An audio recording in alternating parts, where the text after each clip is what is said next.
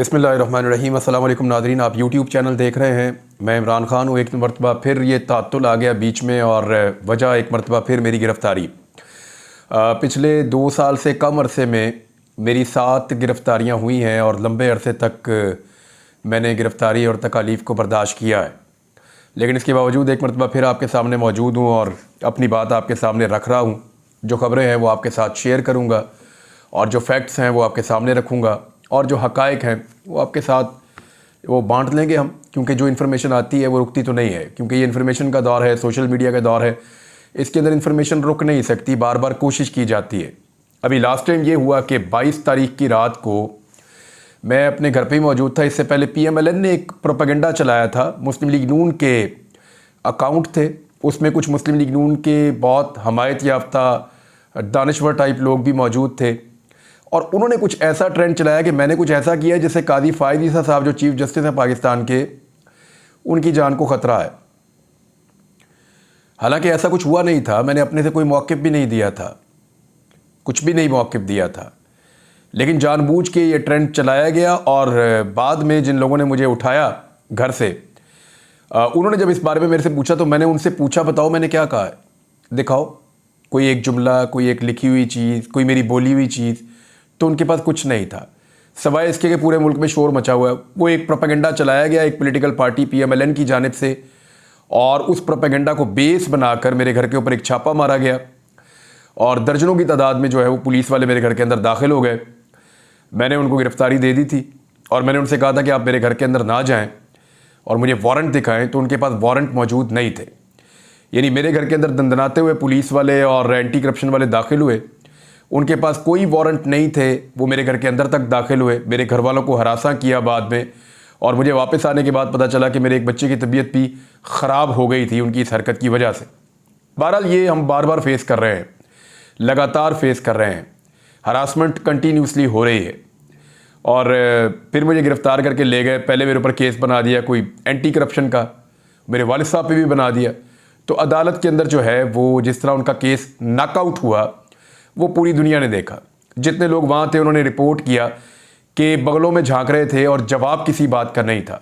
कोई सवाल जो मैंने अदालत में उठाया उसका जवाब दिया वो एंटी करप्शन वालों ने, तो नील उनके पास जवाब था, ज़ीरो बटा ज़ीरो। और जो जज साहब ने सवालात पूछे उनका भी उनके पास जवाब नहीं था। तो बिल्कुल एक फेक और झूठा मुकदमा बनाकर उन्होंने मेरे खिलाफ पेश किया, जिसके अंदर उनको बहुत शर्मिंदगी हुई, बहुत उन्होंने हजीमत उठाई।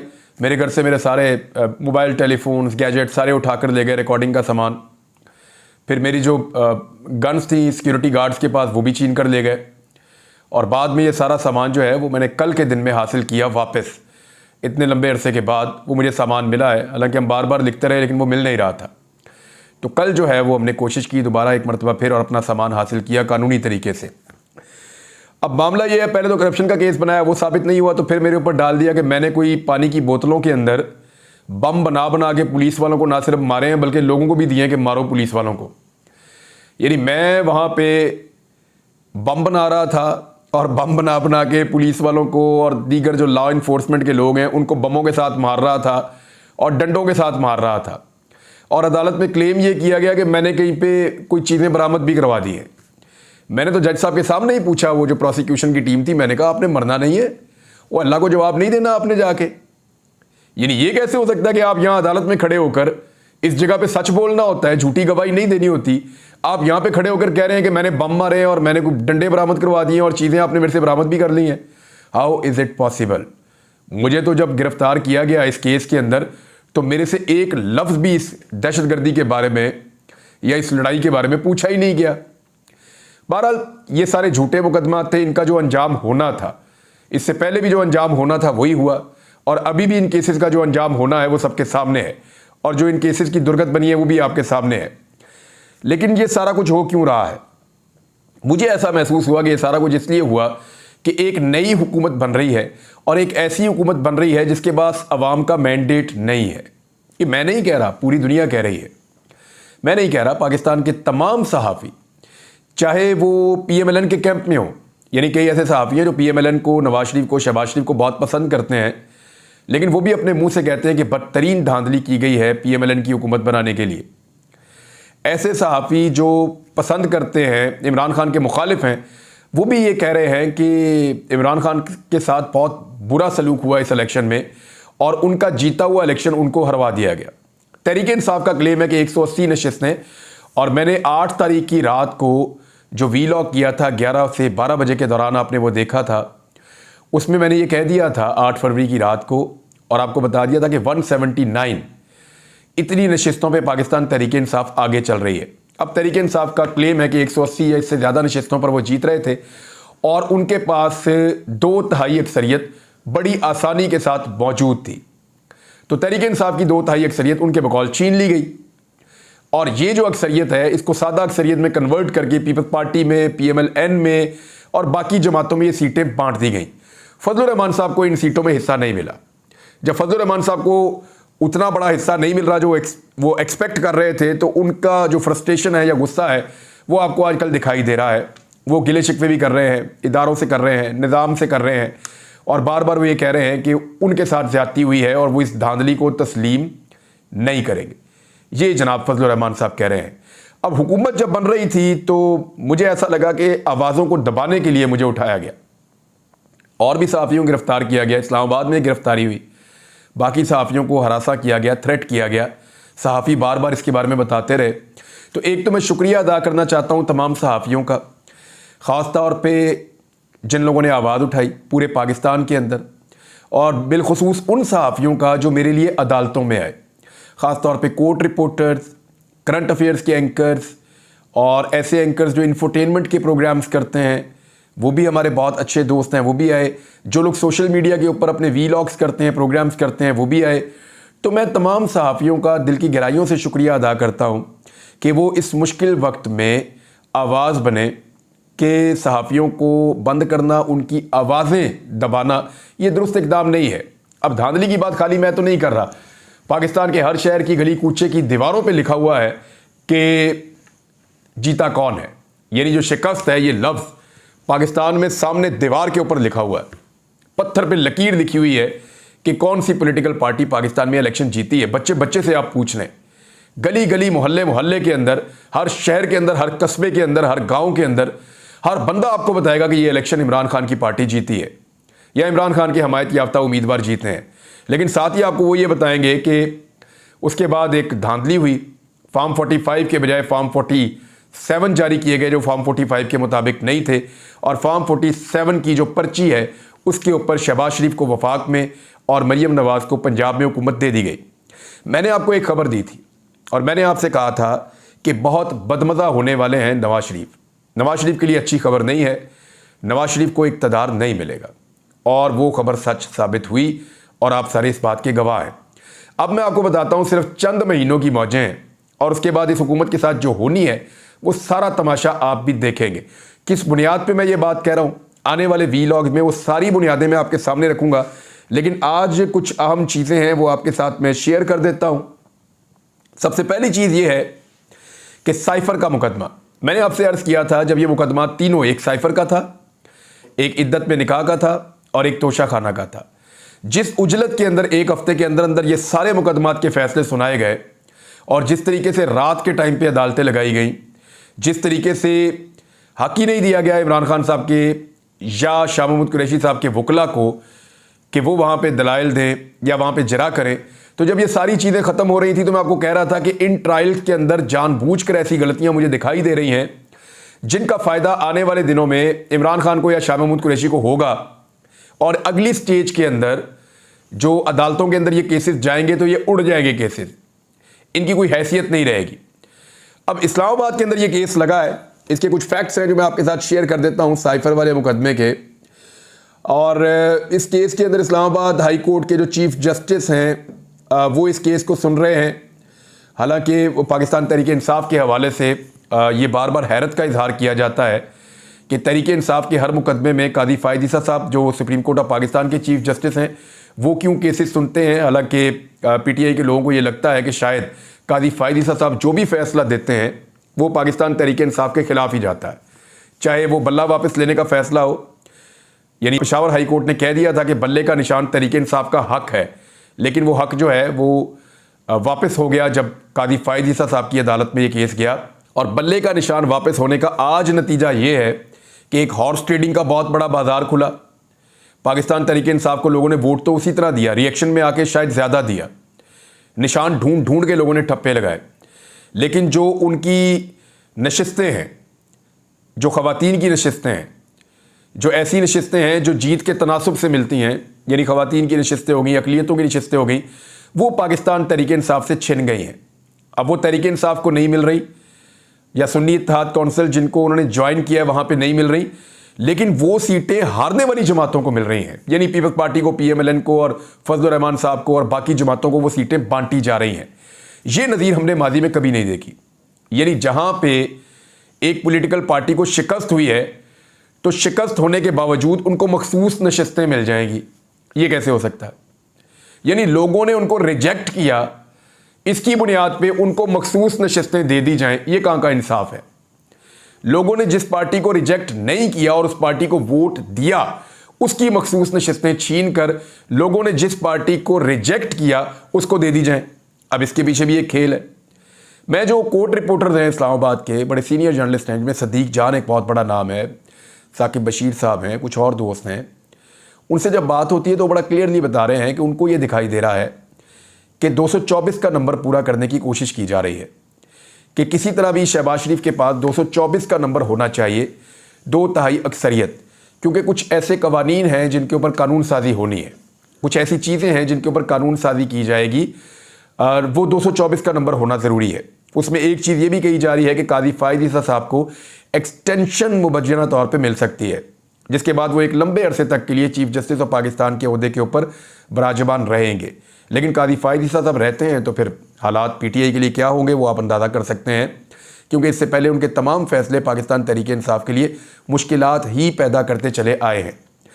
अब इसी तरह इस्लामाबाद हाई कोर्ट के जो चीफ जस्टिस हैं, वो जब केस सुनते हैं पाकिस्तान तहरीक इंसाफ का, तो तहरीक इंसाफ के लोगों को हैरत होती है कि एक तासुर बना हुआ है कि ये इस्लामाबाद हाई कोर्ट के चीफ जस्टिस तहरीक इंसाफ के खिलाफ ही फैसला आएगा, इनकी तरफ से जब भी आएगा।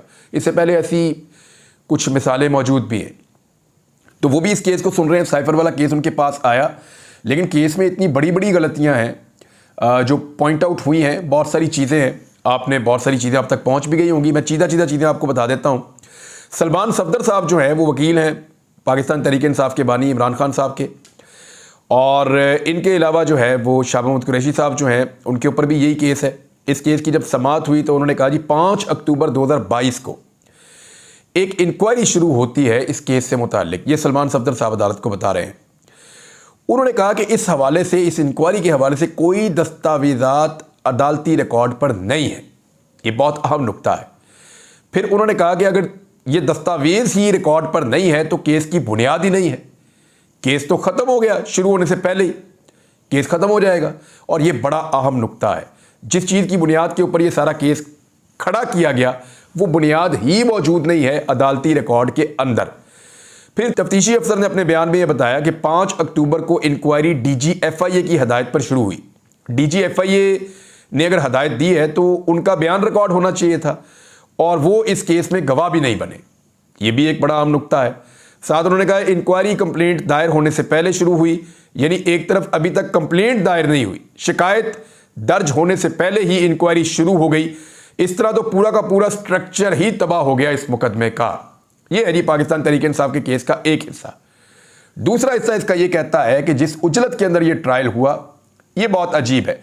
अच्छा, ये मामला जो है ये जजेस ने भी उठाया, यानी जस्टिस मियां गुल हसन औरंगजेब साहब ने कहा कि ट्रायल की इतनी जल्दी क्या थी, ये उन्होंने सवाल उठाया। इस पर वकील साहब ने कहा कि शायद ये किसी डेडलाइन को पहुंचना चाह रहे थे, और वो आप लोगों को आइडिया है कि इलेक्शन क्योंकि बिल्कुल सर पे था, तो उससे पहले पाकिस्तान तहरीक इंसाफ के बानी चेयरमैन इमरान खान को पे दर पे सजाएं सुनाई गई 31 साल तक, और इससे ये तासुर बनाया गया कि शायद इससे लोग मायूस हो जाएंगे और वो फिर इमरान खान को वोट नहीं डालेंगे कि इस बंदे ने तो 30-31 साल जेल में ही रहना है, तो जिस बंदे ने जेल में ही रहना है तो उसको वोट डालने का फ़ायदा क्या, तो शायद वोटर बाहर नहीं निकलेगा।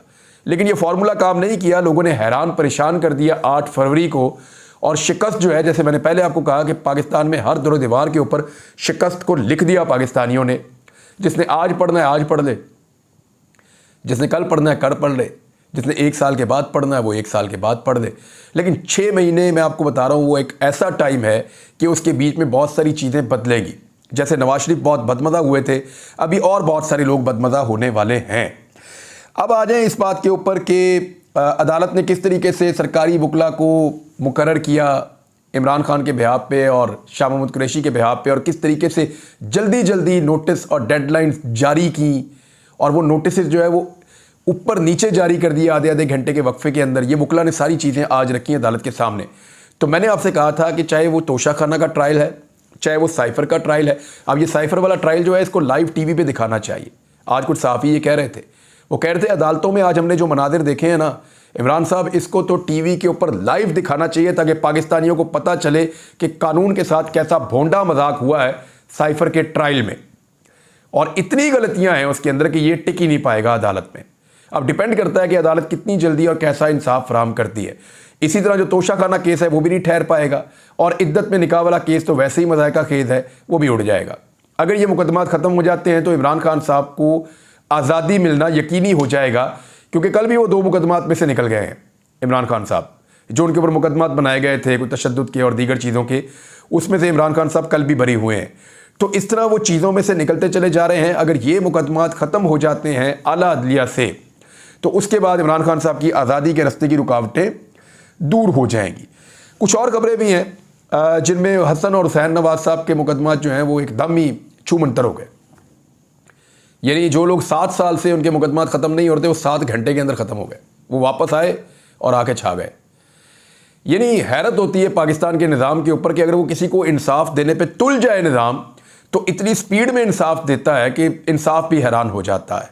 और अगर इंसाफ ना मिल रहा हो तो क्या होता है वो भी आपके सामने है। यानी दोनों भाई आए, ऐसा लगता है फरमाइश पे आए, आते ही इंसाफ लिया। जैसे नवाज शरीफ साहब आए थे, उनको आते ही कैसे प्लेट में रख के इंसाफ, एयरपोर्ट पे इंसाफ चल के गया नवाज शरीफ को मिलने के लिए, और नवाज शरीफ साहब की दहलीज के ऊपर उनको इंसाफ मिल रहा था। ये भी होता है इस मुल्क के अंदर, आप देख सकते हैं। नवाज शरीफ साहब के वापस बाहर जाने की खबरें हैं। वैसे उनका अब जाना ही बनता है नवाज शरीफ साहब का, क्योंकि उनको अपने आप को एक नई लड़ाई के लिए तैयार करना है। इस्लामाबाद के हलकों में बाज़गश्त है कि नवाज शरीफ साहब जो उनके साथ ज़्यादती हुई है, जो उनकी अपनी पार्टी के लोग कह रहे हैं कि नवाज शरीफ के साथ ज़्यादती हुई है, नवाज शरीफ साहब इस ज़्यादती को ज़्यादा देर तक बर्दाश्त नहीं कर पाएंगे। सिंध के डाकू हैं कच्चे के, उनके बारे में बात करनी है। नेक्स्ट वीलॉग में आपके साथ बात करूँगा। अली अमीन गंडापुर के वारंट हैं, उनके ऊपर भी बात करेंगे। लेकिन 1-2 चीज़ें मैं आपके साथ शेयर कर देता हूँ जाते जाते। एक तो खैबर पख्तूनख्वा की जो गवर्नमेंट के लोग हैं उन्होंने कहा कि अगर इमरान खान साहब की सिक्योरिटी का इशू है तो उनको हमारे हवाले किया जाए। इस खबर को आप फेंक नहीं सकते। कुछ और भी इशूज़ हैं, पाकिस्तान में दहशतगर्दी के वाक़यात बढ़ रहे हैं और पाकिस्तानी फोर्सेस उनसे निमट रही हैं। गुज़िश्ता दिनों हमारे कुछ जवान शहीद भी हुए हैं। अल्लाह ताला जो है वो पाकिस्तान के लिए आसानियाँ पैदा करे। हमने दहशतगर्दी की लड़ाई को पहले भी जीता है, इस लड़ाई को हम फिर भी जीत लेंगे। और इस लड़ाई को ये कौम जब भी मिलती है इसमें से जीत जाती है। जब भी कौम मिलकर खड़ी होती है तो हर मसले में से निकल जाती है। लेकिन इस वक्त जो बड़े मसाइल हैं वो ये हैं कि पाकिस्तान की इकॉनमी और पाकिस्तान के अंदर जो गवर्नमेंट बनी है उसके ऊपर लोगों का ट्रस्ट, ये बहुत बड़ी बड़ी चीज़ें हैं। इनको पाकिस्तान कैसे टैकल करेगा, हम इस पर बात करते रहेंगे। मैंने कुछ इंटरनेशनल स्टोरीज जो हैं वो भी आपके साथ शेयर करनी है आने वाले दिनों में। अब तक के लिए इतना ही। अपना ख्याल रखिएगा, अपने इस चैनल का भी। अल्लाह हाफ़िज़।